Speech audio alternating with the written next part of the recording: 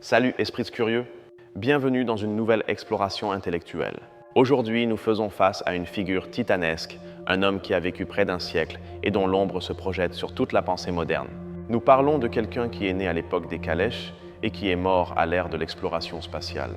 Imaginez un aristocrate britannique, petit-fils d'un premier ministre, qui consacra ses meilleures années à tenter de prouver qu'un plus 1 est égal à 2 de manière absolue pour finalement découvrir que les fondations de la vérité étaient plus fragiles que ce que personne, absolument personne, n'avait jamais imaginé. Mais ce même homme, le père de la philosophie analytique, ne resta pas enfermé dans sa tour d'ivoire. Ce fut un activiste radical qui préféra la prison à la guerre, un critique féroce de la religion organisée et un défenseur infatigable de l'amour libre et du bonheur humain. Bertrand Russell est sans aucun doute l'un des esprits les plus complexes et fascinants de l'histoire. Sa vie est un voyage depuis la certitude mathématique la plus rigide vers la compassion humaine la plus profonde. Aujourd'hui, nous allons démêler ses paradoxes, ses passions et son héritage indélébile. La grande question qui nous guidera aujourd'hui est comment quelqu'un peut-il rechercher la vérité froide et absolue de la logique et en même temps se battre avec tant d'ardeur pour l'imparfaite condition humaine? Accompagnez-moi pour découvrir la réponse dans la vie de ce génie rebelle. Avant de commencer, une brève remarque. Pour donner vie à cette narration, j'ai utilisé des outils d'intelligence artificielle pour générer les images que vous voyez. Considérez-les comme une toile, une façon d'illustrer les idées et l'ambiance de ce que nous racontons. Elles ne seront pas toujours une représentation littérale, mais un accompagnement visuel pour que votre imagination s'envole avec moi. J'espère de tout cœur que vous apprécierez. Notre histoire commence en 1872. Bertrand Arthur William Russell naît au sein de l'une des familles les plus influentes de Grande-Bretagne. Son grand-père, Lord John Russell, avait été Premier ministre sous la reine Victoria. Le destin semblait lui avoir préparé un chemin de politique et de pouvoir. Cependant, la tragédie frappa rapidement. Avant d'avoir atteint ses 4 ans, Bertrand avait perdu sa mère, sa sœur et son père. Il se retrouva orphelin sous la tutelle de ses grands-parents à Pembroke Lodge. Ce fut une enfance marquée par le silence, la rigidité victorienne et une solitude accablante. Dans cette maison, la religion et la morale stricte faisaient loi. Mais le jeune Russell avait un esprit inquiet, un esprit qui ne se conformait pas aux dogmes. Il cherchait quelque chose de solide à quoi se raccrocher dans un monde où tout ce qu'il aimait avait disparu si vite. La bouée de sauvetage arriva à l'âge de 11 ans, par l'entremise de son frère Frank, qui l'introduisit à la géométrie d'Euclide. Russell décrirait ce moment comme éblouissant, aussi intense que le premier amour. Pour la première fois, il trouva un monde où les vérités étaient parfaites, démontrables et éternelles. La géométrie lui donna une raison de vivre, littéralement. Russell confessa plus tard que durant son adolescence, il envisagea souvent de quitter ce monde, mais s'arrêta parce qu'il voulait en savoir plus sur les mathématiques. La logique devint son refuge contre le chaos émotionnel de son existence. En arrivant à l'université de Cambridge, Russell se sentit libéré. Il entra dans un environnement où tout était remis en question. Cependant, la philosophie dominante à l'époque était l'idéalisme, un courant qui disait que la réalité est mentale et que tout est connecté dans une unité spirituelle. Au début, Russell accepta cela, mais son amour pour les mathématiques le fit douter. Si tout est esprit, où se trouve la vérité objective des nombres? Avec son ami George Edward Moore, il mena une rébellion intellectuelle. Ils décidèrent que le monde réel existe, indépendamment de notre regard. Cette rupture fut la naissance de la philosophie analytique. Au lieu de créer de grands systèmes obscurs et poétiques comme Hegel, Russell voulait analyser les concepts, les diviser en leurs parties les plus simples, comme un chimiste divise la matière en atomes. Il voulait une clarté absolue. Son ambition grandit. Il se fixa une tâche titanesque, démontrer que toutes les mathématiques pouvaient être réduites à la logique pure. Il voulait prouver que les nombres n'étaient pas des inventions, mais des lois logiques fondamentales de l'univers. On appela cela le logicisme. Il semblait être sur la bonne voie jusqu'en l'an 1901. Alors qu'il travaillait sur les fondements de la théorie des ensembles, Russell tomba sur quelque chose de terrifiant. Une contradiction simple mais dévastatrice qui menaçait de faire s'écrouler tout l'édifice des mathématiques. C'est la célèbre paradoxe de Russell. Pour la comprendre, imaginez un village où il y a un barbier qui rase tous les hommes, qui ne se rasent pas eux-mêmes, et seulement eux. La question est, le barbier se rase-t-il lui-même? Pensez-y. Si le barbier se rase lui-même, alors il ne devrait pas se raser, car il ne rase que ceux qui ne se rasent pas eux-mêmes. Mais s'il ne se rase pas lui-même, alors il doit se raser, car il rase tous ceux qui ne le font pas. C'est un cercle vicieux, une contradiction insoluble. En termes logiques, cela fait référence à l'ensemble de tous les ensembles qui ne se contiennent pas eux-mêmes. Cet ensemble se contient-il lui-même? Cette paradoxe fut un tremblement de terre. Russell écrivit au grand logicien Gottlob Frege qui vit comment l'œuvre de sa vie s'effondrait à cause de cette simple question. Russell ne se rendit pas. Il décida qu'il devait résoudre cela. Avec son ancien professeur Alfred North Whitehead, il s'engagea dans la rédaction des Principia Mathematica. Son objectif était de reconstruire les mathématiques à partir de zéro, en évitant les paradoxes avec des règles blindées. Ce fut un travail brutal qui dura 10 ans.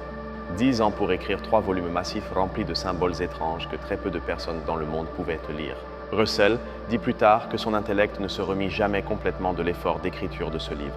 Pour vous donner une idée de la rigueur, ils mirent des centaines de pages, juste pour démontrer formellement qu'un plus un est égal à 2. En arrivant à cette conclusion, ils ajoutèrent une note ironique disant que la proposition est occasionnellement utile.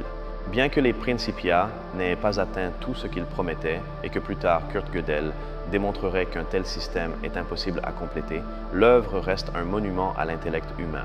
Ce fut la tentative la plus noble de trouver une certitude absolue dans un monde incertain. Mais Russell ne révolutionna pas seulement les mathématiques, il transforma aussi le langage. Il réalisa que de nombreuses confusions philosophiques naissent parce que nous utilisons mal les mots. Il développa la théorie des descriptions pour purifier notre façon de parler du monde.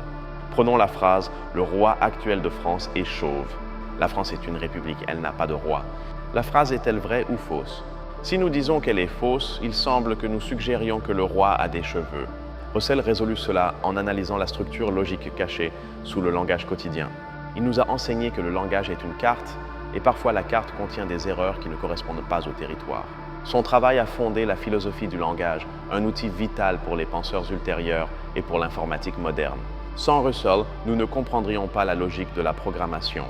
À Cambridge, Russell eut un étudiant qui allait changer sa vie, Ludwig Wittgenstein.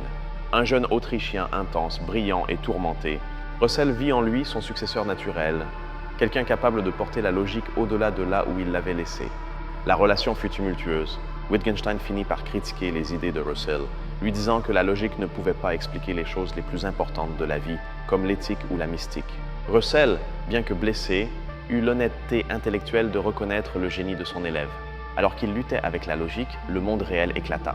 En 1914, la Première Guerre mondiale commença. La plupart des intellectuels se laissèrent emporter par la ferveur patriotique. Russell, cependant, resta ferme dans son pacifisme.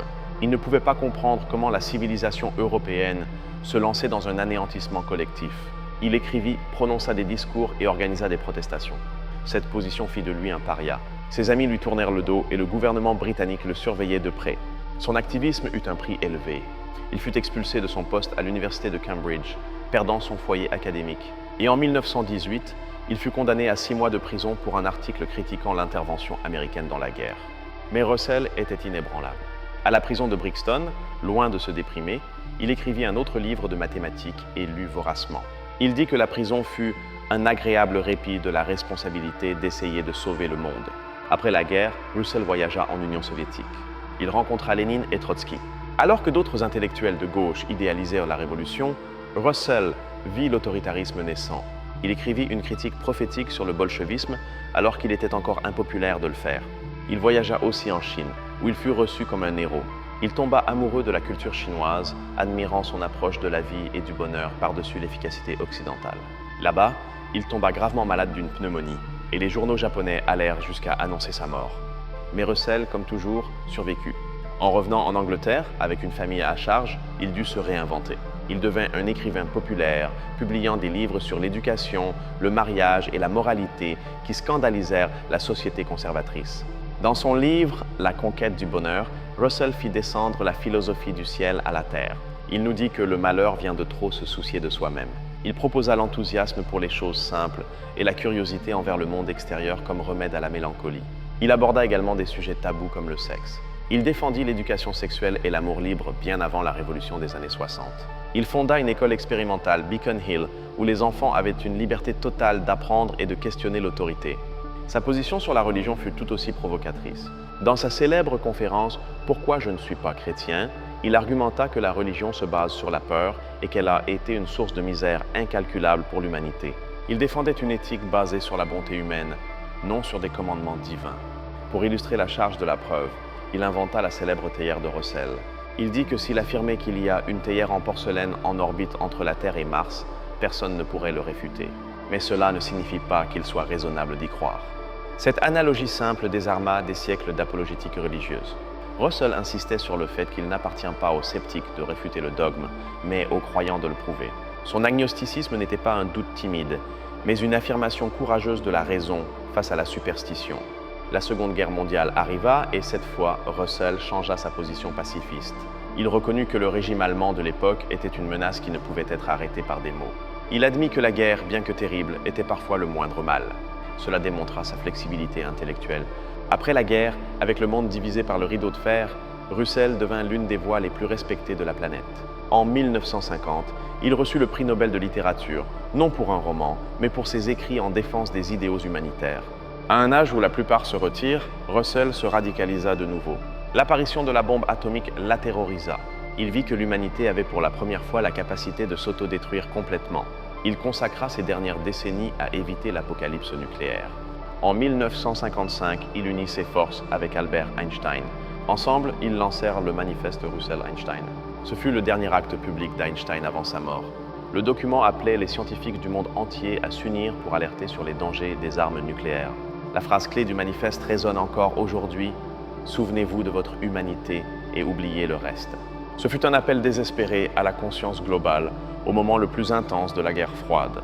Russell ne se limita pas à écrire. À 89 ans, il fut de nouveau arrêté pour s'être assis par terre lors d'une manifestation massive à Londres. Imaginez la scène, un vieil homme fragile, l'un des plus grands intellects du siècle, emmené par la police pour défendre l'avenir de tous. Il fut cofondateur de la campagne pour le désarmement nucléaire. Connaissez-vous le célèbre symbole de la paix, le cercle avec les lignes brisées? Il est né de ce mouvement, conçu pour les marches que Russell dirigeait. Son héritage visuel est sur chaque t-shirt et drapeau de paix aujourd'hui. Dans ces dernières années, il s'opposa également férocement à la guerre du Vietnam. Il organisa un tribunal international symbolique pour juger les crimes de guerre. Il fut critiqué pour être anti-américain, mais il soutenait que sa loyauté était envers la justice, non envers un drapeau quelconque. La vie personnelle de Russell fut aussi tumultueuse que sa vie publique. Il se maria 4 fois et eut d'innombrables romances. Il cherchait dans l'amour la même intensité qu'il cherchait dans les mathématiques, une fusion totale qui effacerait la solitude de l'individu. Ce ne fut pas un saint. Il put être froid, distant et parfois cruel envers ceux qu'il aimait. Ses enfants souffrirent de son intellect accablant et de ses attentes. C'est le rappel que les grands humanistes échouent parfois dans ce qu'il y a de plus humain à proximité. Cependant, son moteur fut toujours une profonde compassion. Dans le prologue de son autobiographie, il écrivit que 3 passions simples mais accablantes ont gouverné ma vie: le désir d'amour, la recherche du savoir et une pitié insupportable pour la souffrance de l'humanité. Le désir d'amour le sortait de son isolement. La recherche du savoir lui permettait de comprendre le cosmos. Mais la pitié pour la souffrance le ramenait toujours sur Terre. Il entendait les cris de douleur dans le monde et ne pouvait les ignorer. Russell vécut jusqu'à 97 ans. Son esprit resta lucide presque jusqu'à la fin. Il avait vu le monde se transformer complètement et il avait été l'un de ses principaux architectes. Il mourut en 1970, laissant un vide intellectuel immense. Aujourd'hui, l'héritage de Russell est partout. Il est dans la logique des ordinateurs que nous utilisons. Il est dans la philosophie analytique enseignée dans les universités. Il est dans le scepticisme sain envers l'autorité et le dogme religieux. Mais peut-être que son héritage le plus important est son attitude. Le tempérament russellien, ce mélange d'intellect féroce et de courage moral. Il nous a enseigné que penser clairement est un devoir moral, car les mauvaises idées mènent à de mauvaises actions et à des souffrances inutiles. Russell nous a avertis des dangers du fanatisme. Il a dit que le problème du monde est que les stupides sont sûrs de tout et les intelligents sont pleins de doutes. À notre ère de désinformation et de polarisation, ces mots résonnent plus urgents que jamais. Il nous a laissé une recette pour la pensée critique. Lorsque vous étudiez n'importe quelle matière, demandez-vous uniquement quels sont les faits et quelle est la vérité que les faits soutiennent. Ne vous laissez jamais détourner parce que vous désirez croire ou parce que vous croyez qu'aurait des bénéfices sociaux si c'était cru. Sa vie nous défie. Elle nous défie de ne pas nous contenter de réponses faciles. Elle nous défie de tolérer l'incertitude sans tomber dans la paralysie. Elle nous défie d'utiliser notre esprit pour améliorer le monde, pas seulement pour le comprendre. Bertrand Russell fut le philosophe qui descendit de la montagne. Il ne resta pas avec les tables de la loi logique. Il descendit dans la vallée pour lutter contre la guerre, l'ignorance et la peur. Il nous montra que l'on peut être un génie abstrait et un être humain passionné en même temps. Dans l'une de ses dernières interviews, on lui demanda quel message il laisserait aux générations futures. Sa réponse fut simple et éternelle. L'amour est sage, la haine est folle. Dans ce monde de plus en plus interconnecté, nous devons apprendre à nous tolérer les uns les autres. Nous devons apprendre à accepter le fait que personne n'aime ce que nous disons. Ce n'est qu'ainsi que nous pourrons vivre ensemble. Si nous voulons vivre ensemble et ne pas mourir ensemble, nous devons apprendre une sorte de charité et de tolérance. Ces mots sont son testament final. Alors, la prochaine fois que vous défendrez une idée, souvenez-vous de Russell. Cherchez les preuves, questionnez vos propres biais. Et surtout, rappelez-vous que l'intelligence sans amour peut être dangereuse, mais l'amour sans intelligence est impuissant. Nous avons besoin des deux. L'histoire de Bertrand Russell est l'histoire du XXe siècle, avec ses lumières et ses ombres. C'est la preuve qu'un seul esprit, armé de la raison et de la parole, peut changer le cours de l'histoire et défier les empires les plus puissants. Sa logique décomposa l'univers en atomes de signification. Son activisme tenta d'unir l'humanité dans une paix durable. Il échoua maintes fois, changea d'avis, erra et rectifia. Mais il ne cessa jamais de penser. Et c'est le plus grand cadeau qu'il nous laisse, l'invitation constante à penser, à ne pas accepter l'autorité pour elle-même, à être sceptique mais constructif, à être des citoyens de l'univers, libres des chaînes du dogme. Maintenant, pensez à votre propre vie. Combien de vos croyances résisteraient à l'analyse de Russell? Combien sont basées sur des preuves et combien sur le désir ou la peur? Se poser cette question est le premier pas pour s'éveiller. Merci de m'avoir accompagné dans ce voyage à travers la vie de l'un des géants de la pensée. Ce fut un honneur de démêler ces idées avec vous. Si cette analyse a allumé une étincelle dans votre esprit, n'oubliez pas de vous abonner et d'activer la cloche. Commentez ci-dessous. Quelle idée de Russell vous a le plus marqué? Sa logique implacable ou son humanisme passionné? Je vous lis dans les commentaires. À la prochaine. Continuons à questionner. Continuons à apprendre. Et comme dirait Russell, que l'amour soit notre guide et la raison notre lumière. Au revoir. Un dernier détail avant de partir. La philosophie de Russell nous enseigne que le travail intellectuel ne se termine jamais. Chaque réponse ouvre de nouvelles questions. Gardez cette curiosité vivante. C'est le moteur qui fait avancer le monde. Et rappelez-vous, même quand la logique semble froide, son but final est de servir la vie chaude et vibrante. N'étudiez pas pour être pédant, étudiez pour vivre mieux. C'est le vrai secret. La paradoxe du barbier nous a enseigné les limites. L'activisme nous a enseigné le courage. La vie de Russell est une carte pour naviguer la complexité. Utilisez-la bien.